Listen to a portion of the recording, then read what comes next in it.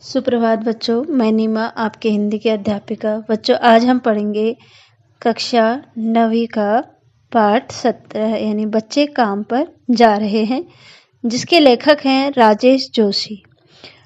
राजेश जोशी द्वारा रचित है हमारा ये बच्चे काम पर जा रहे हैं। उससे पहले हम क्या करते हैं, राजेश जोशी के जन्म परिचय या इन कवि के परिचय के बारे में जानते हैं। यह कविता जो है राजेश जोशी जी ने लिखी है। राजेश जोशी जी का जन्म सन 1946 में मध्य प्रदेश के नरसिंहगढ़ जिले में हुआ। उन्होंने अपनी शिक्षा पूरी करने के पश्चात पत्रकारिता के क्षेत्र में कार्य किया तथा कुछ सालों तक अध्यापन कार्य भी किया। उन्होंने कविता के अतिरिक्त कहानियां, नाटक, लेख और टिप्पणियां भी लिखी। उन्होंने लघु फिल्मों के लिए पटकथा लेखन कार्य भी किया। उन्होंने अनुवाद भी किए और प्रसिद्ध कवियों की कृतियों की पद्धति पर स्वतंत्र अनुरचनाएं भी की।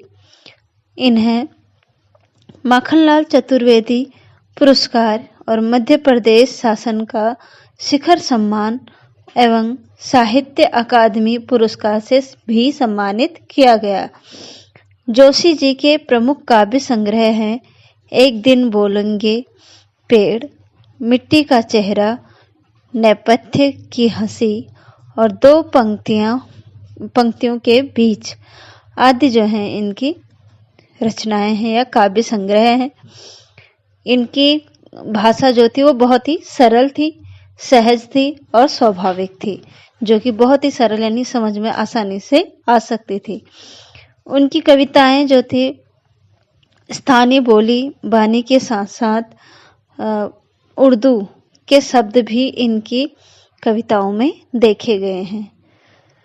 तो अब देखिए, बच्चे काम पर जा रहे हैं जो इनकी रचना है या इनके द्वारा रचित काव्य खंड है, उसमें इन्होंने क्या किया है इस कविता में कि बच्चों से जो उनका बचपन छीन लिया जाता है और जो उनको पीड़ा होती है उसके बारे में इन्होंने व्यक्त किया है। इस कविता में कवि ने उस सामाजिक और आर्थिक विडंबना की ओर भी इशारा किया है, जिसके कारण कि बच्चे खेल, शिक्षा और जीवन के अनेक उमंगों से वंचित रह जाते हैं।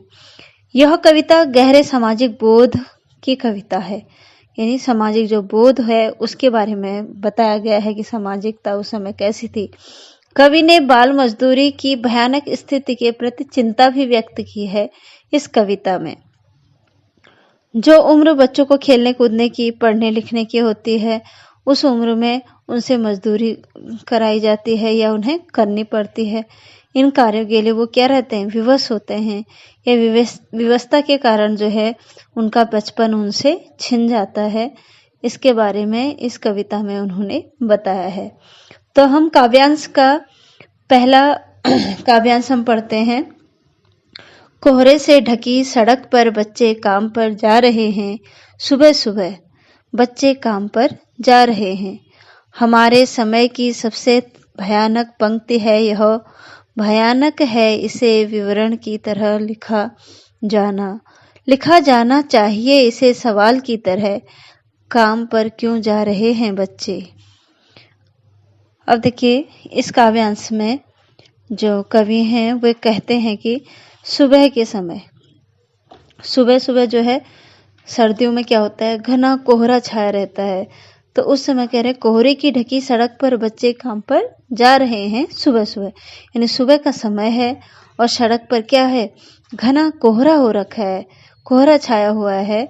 और बच्चे जो हैं, छोटे छोटे बच्चे, वो उस भयानक ठंड में भी क्या कर रहे हैं, काम पर जा रहे हैं। फिर भी वो क्या कर रहे हैं, रोजी रोटी कमाने के लिए काम पर जा रहे हैं। हमारे समय की सबसे भयानक पंक्ति है यह।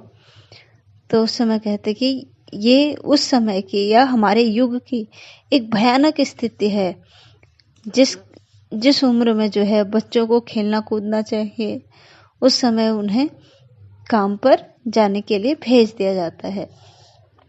तो इस विवरण की तरह लिखा जाना चाहिए, इसे सवाल की तरह।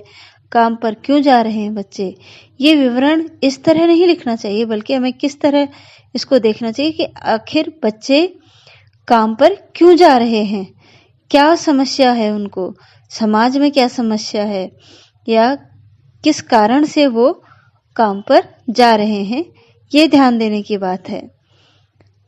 तो जो समाज की समस्याएं हैं उनको सामान्य घटनाओं को मानकर जो है इस ओर ध्यान ही नहीं दे रहा है, यानी वो क्यों इस प्रकार इस उम्र में जो है समाज की तरफ न रह के बल्कि अपनी उनके ऊपर जिम्मेदारियां दे दी जाती हैं, इसके बारे में बताया है। दूसरा है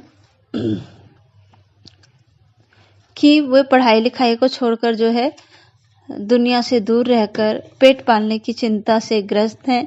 ऐसा क्यों है, लेखक का कहना कि ऐसा क्यों है कि बच्चे जिस समय उनको पढ़ना लिखना चाहिए, खेलना कूदना चाहिए उस समय वो क्या कर रहे हैं, अपने इस खेलकूद की दुनिया से दूर जा रहे हैं और केवल पेट पालने की चिंता में जो है चिंता से ग्रस्त होकर या चिंता होती है उन्हें, और इस कारण जो है वो काम पर जा रहे हैं। ऐसा क्यों हो रहा है, या बच्चे काम पर क्यों जा रहे हैं।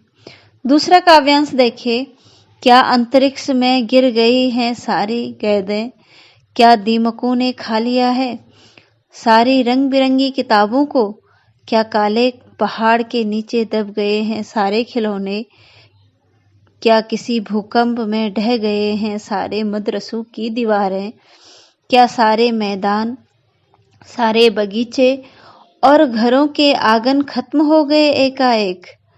अब अंतरिक्ष यानी अनंत आकाश में जो है दीमक एक लकड़ी और कागज पर लगने वाला कीड़ा होता है, जो कि क्या करता है उस लकड़ी को भी, और जिस पर लग जाता है उस लकड़ी को भी, अगर कागज पर लगता है तो कागज को भी पूरी तरह से क्या कर देता है, खत्म कर देता है, बिल्कुल ही बर्बाद कर देता है। भूकंप भूचाल हो गया, ठीक है। तो कवि कहते हैं कि नन्हे मुन्ने बच्चे जो हैं वे सुबह सुबह जो घने कोहरे में काम पर जा रहे हैं उनको देखकर मैं क्या हो गया हूँ, विचलित हो गया हूँ, और समाज से क्या कर रहा हूँ, प्रश्न कर रहा हूँ कि ये छोटे छोटे बच्चे काम पर क्यों जा रहे हैं। क्या सारी गेंद अंतरिक्ष में गिर गई, यानी दूर कहीं अनंत आकाश में जो है उनके खेलने की जो गेंदें हैं वो बहुत दूर जाके गिर गई हैं, जिससे कि वो वापस नहीं ला सकते। क्या अंतरिक्ष में गिरे कि अर्थात बच्चों के जो खेलने के जो सामान है, क्या वो गेंद, जैसे गेंद होती है ना, बॉल जिसको बोलते हैं, तो वो सब नष्ट हो गए हैं या दूर गिर गई हैं जहां से कि वो नहीं ला पा रहे। क्या उनकी रंग बिरंगी जो किताबें हैं उनको दीमक ने खा लिया है, यानी दीमक उसे खा गए हैं। क्या वे अब नष्ट हो गए हैं, यानी वो किताबें अब नहीं पढ़ पाएंगे, वो नष्ट हो गए हैं। क्या बच्चों के सारे खिलौने काले पहाड़ के नीचे दबकर नष्ट हो गए हैं। क्या किसी भूकंप के कारण जो है बच्चों को विद्यालय की इमारत या बच्चों के विद्यालय की जो इमारत है, लिखा है ना मदरसों की इमारतें, तो जहाँ बच्चे पढ़ते हैं मदरसे होते हैं ना, तो कह रहे कि जहाँ जो है बच्चों के विद्यालय हैं, क्या वो विद्यालयों की जो दीवारें हैं, इमारतें हैं, वो भी नष्ट हो गई हैं। क्या बच्चों के खेलने के सारे मैदान, बगीचे, घरों के आंगन समाप्त हो गए हैं। आखिर इस तरह से अचानक बच्चों को बचपन की सारी सुख सुविधाओं से कैसे वंचित रखा जा रहा है, आखिर ऐसा क्यों हो रहा है, क्यों वंचित रखा जा रहा है, ऐसा कवि ने इसमें कहा है। तो आज के लिए इतना ही, आगे हम पढ़ेंगे नेक्स्ट वीडियो में। धन्यवाद।